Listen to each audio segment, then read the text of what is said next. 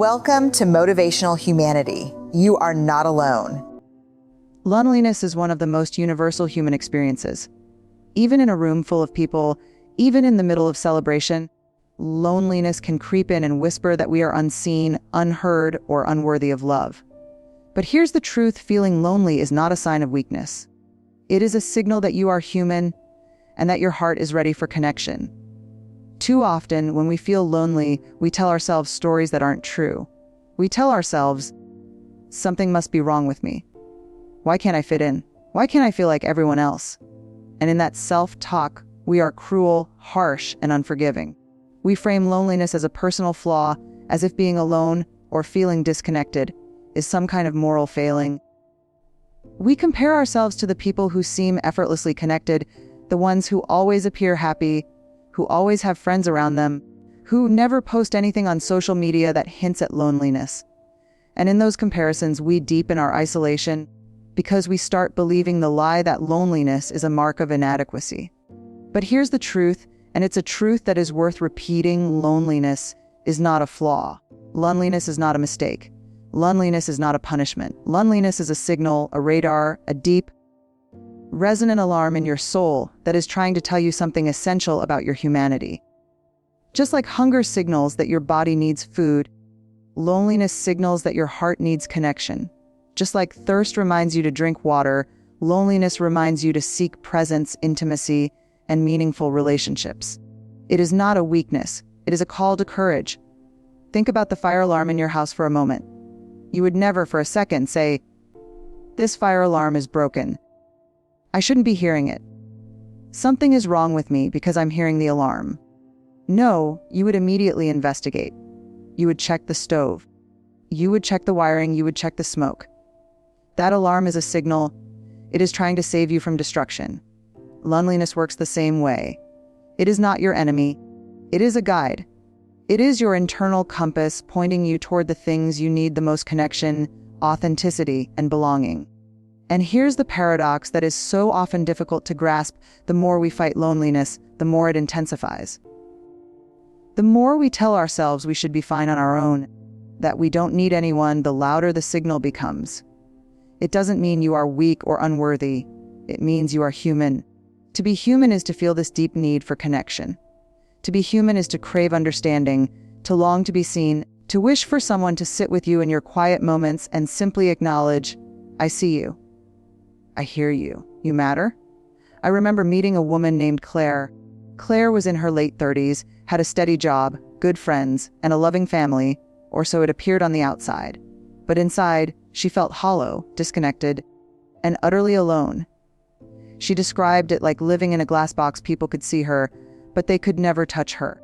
She had spent decades trying to fill that emptiness with business, with achievement, with validation from others. And yet, the loneliness only grew. When she finally admitted it, first to herself and then to a trusted friend, something shifted. Her friend didn't try to fix her, didn't offer advice, didn't brush off her feelings. Instead, they sat in the discomfort with her. They listened. They held space. And for the first time in years, Claire realized that loneliness was not a judgment on her worth. It was a guidepost pointing her toward real, authentic connection. It is so important to remember that loneliness is a universal experience.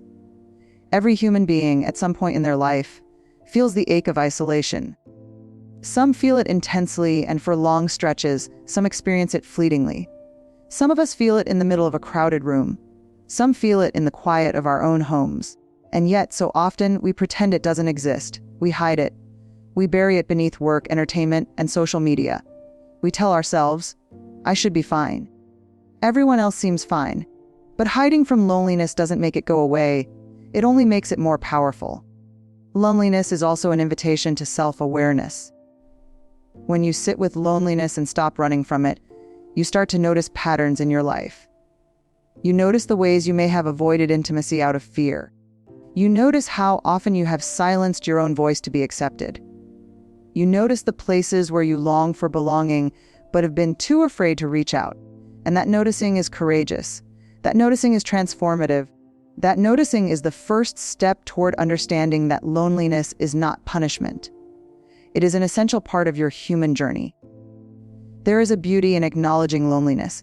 It can feel like stepping into a storm without an umbrella, but it is in the storm that you can feel the full spectrum of your humanity. Loneliness is teaching you to trust yourself, to sit with your emotions without judgment, and to recognize the deep, instinctual need for connection that makes you who you are. It is showing you that even when you are alone, you are capable of being present with yourself. And being present with yourself is the foundation of authentic connection with others. Another truth to hold on to is that loneliness is temporary. It can shift, change, and evolve. It doesn't define your life. Feeling lonely today does not mean you will always feel lonely, and it doesn't mean that no one will ever understand you or that you are unworthy of love. It simply means that your heart is awake, your heart is alert, and your heart is signaling that it is time to be brave, to reach out, and to engage with the world in a deeper, more authentic way. So when loneliness comes, and it will, try not to fear it, try not to dismiss it. Instead, listen. Listen deeply. Ask yourself what it is trying to tell you. Sit with the discomfort and allow it to be your guide. Loneliness is not the enemy. It is the gateway to courage. It is the doorway to vulnerability. It is the first step toward authentic connection with yourself and with others. Remember Claire, who finally let herself be seen. She later told me that the moment she allowed herself to feel lonely without judgment, she began noticing small acts of connection all around her. A colleague who reached out with a kind note, a neighbor who invited her over for tea, a friend who truly listened without distraction. Loneliness, she realized, was not something to be ashamed of. It was the compass that led her to belonging. So, if you are listening to this and feeling lonely right now, hear me clearly. There is nothing wrong with you. You are not broken. You are not inadequate. You are human. And loneliness is not your punishment. Loneliness is your teacher, your signal, your invitation to show up, to reach out, and to honor the part of yourself that longs to be seen. Lean into it, trust it, and let it guide you. Because the path through loneliness is not a path of despair. It is a path toward courage, connection, and the kind of authentic belonging that your soul has been craving all along. Before we can ever truly feel connected to others, we have to learn how to connect with ourselves. This is a truth that many of us resist because it feels uncomfortable, even radical. In a world that prizes achievement, performance, and outward success, the idea of turning inward, to sit with your own thoughts, your own feelings, your own vulnerabilities, can feel unnecessary, indulgent, or even impossible. But the reality is that the deepest form of connection, the kind that dissolves loneliness, starts inside. It starts with self-compassion, with embracing your own humanity, and with recognizing that you are worthy of your own love and care. So often when we are lonely, we look outward first. We scroll social media, we text friends. We try to fill our calendar with interactions and distractions. And there's nothing inherently wrong with seeking connection. But if our inner relationship is fractured, if we don't feel safe, seen, or loved within ourselves, no amount of external connection will ever feel sufficient. You can be surrounded by people and still feel profoundly isolated. And that is the paradox. Before you can truly connect with others, you must first show up fully for yourself. I think about a man I met once. Let's call him Michael. Michael was successful in every outward sense. He had a high-powered career, a busy social life, and a home filled with friends and family. But he confided that he often felt a hollow ache of loneliness that no party, no text, no social gathering could fill. He realized, after years of ignoring it, that he had never learned how to be present with himself. He had never been kind to himself. He had never sat with his own fears, doubts, and insecurities without judgment. And until he did, no external relationship could ever feel truly satisfying. Self-connection requires courage. It requires the willingness to sit with yourself in silence, to notice your own emotions, and to speak to yourself as you would a beloved friend. And here's where many of us stumble. We speak to ourselves with harshness, criticism, and impatience. We say things like, "I'm not enough," "I shouldn't feel this way," or "other people have it worse." These thoughts deepen loneliness because they cut us off from our own compassion. They whisper that we are undeserving of our own presence and love. But the opposite is true. We are all worthy of our own care, of our own understanding, and of our own kindness. I often guide people through a simple exercise. When you feel lonely, place your hand over your heart and say to yourself, I see you. I hear you. You are enough. It may feel strange at first, even awkward, but repetition matters. Over time, these small acts of self-compassion start to change the inner narrative. They teach you that you can be present with yourself, that your loneliness does not make you defective, and that you can offer yourself the love and validation you've been seeking from the outside world. There is a profound truth here. When we embrace ourselves fully, with all our flaws, fears, and imperfections, we send a signal to the world that we are whole, even when we are alone. And that signal attracts authentic connection. People are drawn to others who are comfortable in their own skin, who are not desperate to be fixed or validated, but who are willing to be fully seen. Self-connection is magnetic because it models courage, authenticity, and vulnerability, the very qualities that create belonging. I remember another story about a young woman named Sophia. She had spent years in relationships that left her feeling depleted, unseen, and alone. She had chased validation from partners who could never truly meet her needs. One day, after a particularly painful breakup, she decided to stop seeking approval from anyone outside herself. She began journaling her fears, meditating on her worth, and practicing small daily acts of self-kindness. Slowly, Sophia discovered a profound shift. She began to enjoy her own company. She learned to savor quiet mornings with a cup of tea, to appreciate her own thoughts and creativity, and to sit with her feelings without running from them. And in that self-connection, she finally felt ready to cultivate relationships that were healthy, authentic, and deeply fulfilling. It is in these moments of self-connection that loneliness begins to transform. Because loneliness is not simply a lack of other people. It is a lack of presence, a lack of authenticity, a lack of belonging. And the first person you must belong to is yourself. The courage to say, I am here. I am enough. I see myself, is the first step in dismantling the walls that keep you feeling isolated. Self-connection also equips us with resilience. Life is unpredictable, and loneliness will appear in waves, even after we have cultivated deep relationships. But when you have learned to be present with yourself, when you have cultivated self-compassion, you no longer fear solitude. You can sit with discomfort without being overwhelmed. You can navigate heartbreak, disappointment, and uncertainty with a steady heart. You develop a deep internal reservoir of strength that allows you to approach the world and your relationships with honesty, empathy, and courage. And here's the most beautiful irony: when you connect with yourself first, the world begins to respond in kind. People notice the authenticity in your presence, the steadiness in your heart, the warmth in your spirit. You start attracting connections that are not shallow or transactional, but deep, meaningful, and nourishing. Self-connection is the foundation upon which every authentic relationship is built. Without it, no relationship, no matter how exciting, fun, or seemingly perfect, will ever fully satisfy your need for belonging. So, if you are feeling lonely right now, I want you to pause and ask yourself, am I showing up for me? Am I speaking kindly to my own heart? Am I willing to be present with myself, even when it's uncomfortable? These are not small questions.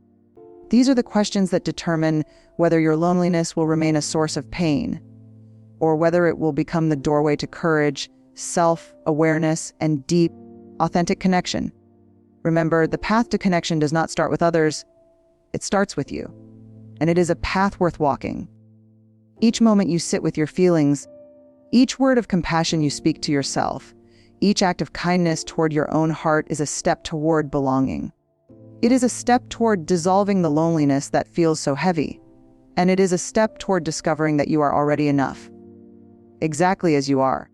Here's a truth that many of us avoid because it feels terrifying: the path out of loneliness is paved with vulnerability. Vulnerability is not weakness. Vulnerability is courage. And it is the very bridge between being alone and truly being seen, known, and connected. Think about it. Every relationship you have ever valued, the friendships that have lasted decades, the partnerships that have survived storms, the family bonds that have endured, thrived not because anyone was perfect, but because someone was willing to be brave enough to show up fully, without masks, without pretending, without hiding the parts of themselves that felt messy, afraid, or incomplete. We live in a culture that celebrates strength and perfection, yet the most powerful human experiences, intimacy, connection, belonging, are born from honesty, imperfection, and courage. Vulnerability is uncomfortable because it exposes us. It shows us as we really are, and that exposure can feel dangerous, especially when we have been hurt, dismissed, or abandoned before. But the irony is that when we hide, when we shrink, when we try to protect ourselves by creating walls, we also isolate ourselves from the very people we most want to connect with. I think about a man named Daniel who taught me this lesson in a way that I will never forget. Daniel had spent years feeling lonely. Despite being surrounded by coworkers, friends, and family, he had learned early in life that vulnerability was unsafe. He had been shamed, dismissed, or told to toughen up whenever he expressed his feelings. So, he developed a protective armor. He smiled, joked, and performed competence, but he never revealed what he was truly feeling inside. Loneliness became his shadow companion. One day, Daniel took a small but monumental risk. He reached out to a colleague he trusted and admitted, "I've been feeling really isolated lately. I feel like no one really sees me." His heart pounded as he typed the words, but he sent them anyway. And here's what happened instead of judgment or dismissal. His colleague responded with warmth and understanding. She didn't try to fix him. She didn't tell him he was overreacting. She simply listened, nodded, and said, "I hear you. I'm glad you told me." That simple act of bravery, exposing his vulnerability, shifted Daniel's loneliness in a way that years of business and distraction never could. He began to realize that vulnerability wasn't a threat, it was a doorway. Vulnerability is the antidote to isolation because it creates opportunities for authenticity. Every time you allow yourself to be honest about your feelings, every time you admit fear, doubt, or sadness, you invite others to respond from their own humanity. You send an unspoken signal, "I am real. I am human. I am willing to be seen as I am." And often people respond with reciprocity. They share their own fears. They admit their own loneliness. They reach across the gap that divides us and offer understanding, presence, and connection. Of course, vulnerability is not easy. It is not predictable. It does not always produce the outcome we hope for. Sometimes people don't respond the way we wish. Sometimes they recoil, dismiss, or misunderstand us, and that risk is terrifying, but it is also essential. Loneliness thrives in secrecy and silence. The moment we dare to speak, to show our hearts, to reveal our truths, we are taking the first courageous step toward connection. The more we practice vulnerability, the more we build resilience, and the more we open ourselves to the possibility of deep, meaningful relationships. I remember a young woman named Aisha who had been chronically lonely throughout her life. She described it as a heavy, unrelenting fog that no amount of socializing could lift. She had built walls around herself to protect against rejection, yet those walls only reinforced her isolation. Aisha decided to challenge herself. She started small. She admitted to a close friend that she often felt invisible and unheard. The friend listened. Aisha didn't receive any grand gestures or dramatic reassurances, just genuine attention. But for the first time, she experienced the transformative power of being seen without pretense. Slowly, she began to take more risks in her social life, asking questions, sharing stories, expressing needs. And as she did, her loneliness softened, replaced by authentic moments of human connection. Vulnerability also teaches us humility. It reminds us that connection is not transactional. It cannot be bought or earned through status, achievement, or perfection. It requires honesty. It requires courage. It requires letting go of the fantasy that we must be invulnerable to deserve love. When we embrace vulnerability, we accept our imperfections and, paradoxically, we allow others to accept us fully as well. This is the alchemy of human relationships. Courage transforms fear into connection, and honesty transforms isolation into belonging. Loneliness often convinces us that our hearts are dangerous or that our feelings are burdensome. But vulnerability challenges that lie. Vulnerability whispers, "It is safe to feel. It is safe to speak. It is safe to reach out." When we act on that whisper, even in small ways, we reclaim our humanity. We reclaim the right to be fully seen and fully known. And we begin to understand a profound truth. The people who are worthy of our time, our energy, and our love are the ones who respond to our honesty with empathy, respect, and care, not the ones who reject, diminish, or shame us. Another key aspect of vulnerability is courage in the face of rejection. Not every attempt at connection will succeed. Some people will misunderstand, some will withdraw. Some will fail to meet us in our honesty, and that is painful. But vulnerability is not about guaranteeing outcomes. It is about showing up fully and authentically, even when the outcome is uncertain. It is about honoring your own humanity and trusting that the right people, the ones who are capable of true empathy, will recognize and reciprocate your openness. Loneliness cannot be cured by pretending, performing, or perfection. It is cured by courage, by honesty, and by the willingness to be vulnerable. Every time we take the risk to speak our truth, every time we reveal a part of ourselves we have hidden, we move closer to the connections we long for.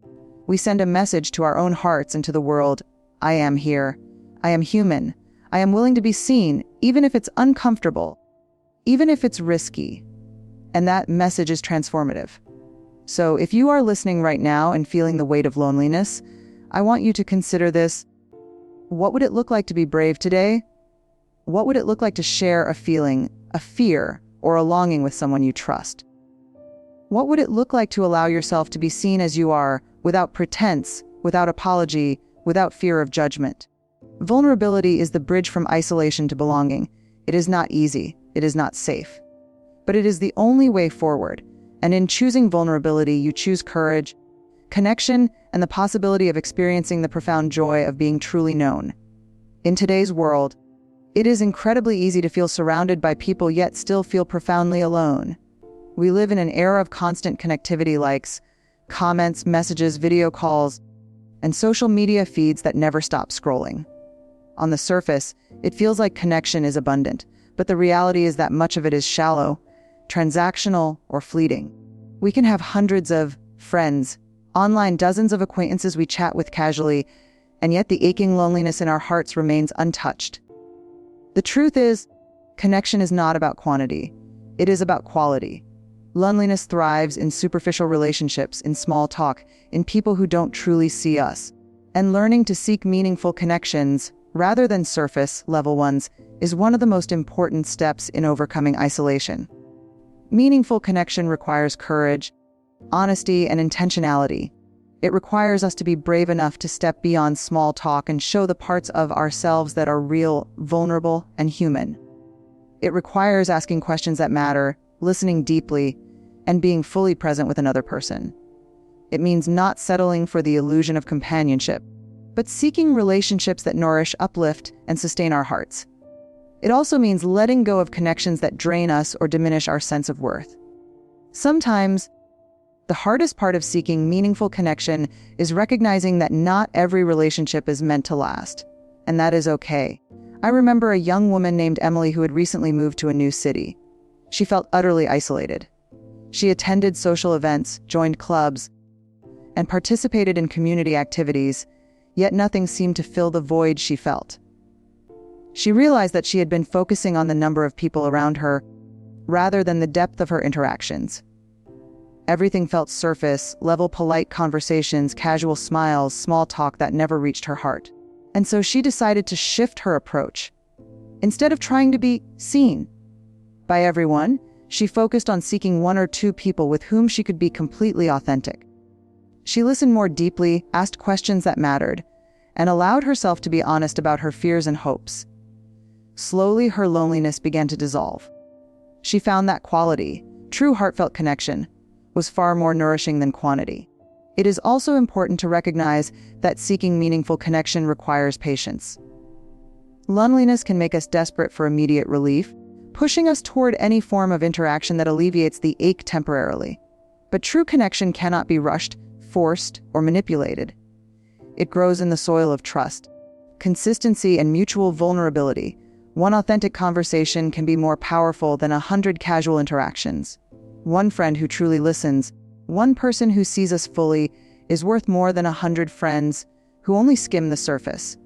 Consider the story of Thomas, a man who had spent years in social circles where he was liked but never truly known.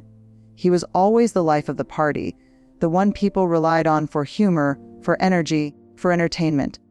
But beneath the surface, he felt invisible. It wasn't until he met a colleague who shared his love, for writing and deep conversation that he experienced the kind of connection he had been craving. They spent hours discussing their dreams, fears, and life experiences, conversations that left them feeling alive, seen, and understood. Thomas realized that it wasn't the number of connections he had that mattered, it was the depth and authenticity of the few that truly nourished his soul. Seeking meaningful connection also requires discernment. Not everyone we meet is capable of deep connection. Some people are emotionally unavailable, some are distracted, and some are more interested in what you can do for them than in who you truly are. It is not a failure to recognize that and to step away. In fact, it is an act of courage and self-respect. Protecting your heart is not selfish. It is essential if you want to cultivate relationships that sustain and enrich you. True connection does not demand perfection. It demands authenticity, presence, and mutual care. Another essential component of meaningful connection is reciprocity. Relationships thrive when both parties give and receive, when listening is as important as speaking, when empathy matches vulnerability. Loneliness often grows when we feel like we are giving more than we are receiving, when our openness is met with indifference or judgment. But when we find people who meet us in our authenticity, who respond to our vulnerability with understanding, our hearts begin to expand. We experience a sense of belonging that goes beyond superficial companionship. I think about Maria, a woman who had spent years prioritizing others' needs over her own, trying desperately to be liked, to be needed, to belong. Yet she felt lonely, unseen, and exhausted. She realized that she had been connecting with people who were convenient, safe, or familiar, rather than seeking relationships that truly resonated with her soul. Maria began to make intentional choices. She joined a local book club that focused on meaningful discussion. She reconnected with old friends who shared her values, and she slowly built relationships where her heart could rest. She found that when she prioritized depth over convenience, her loneliness began to lift. Her soul finally felt understood. Meaningful connection is not limited to romantic relationships or lifelong friendships. It can be found in mentors who guide us, colleagues who support us, neighbors who notice us, and even strangers who share a moment of authentic presence. The key is intentionality, being willing to show up, to listen, and to be seen as fully human, while also being willing to step away from connections that are shallow, draining, or inauthentic. It is a delicate balance, but it is essential if we want to move from loneliness to belonging. Finally, seeking meaningful connection requires courage in small, everyday actions. It can be as simple as asking a friend how they are feeling and listening without judgment. It can be as small as sharing a story that matters to you, or admitting, "I've been feeling lonely lately." These small acts of authenticity create ripples. They invite others to step into vulnerability. They strengthen bonds. They build a foundation for the kind of connection that can sustain you through life's inevitable challenges. So, if you are listening and feeling lonely, consider this. How can you shift your focus from quantity to quality in your relationships? How can you seek interactions that nourish your soul rather than just fill time? Who can you reach out to with courage, honesty, and presence? Meaningful connection is not always easy. It requires effort, patience, and discernment. But it is worth every step, every risk, and every ounce of courage you muster. Because loneliness is not meant to be endured alone.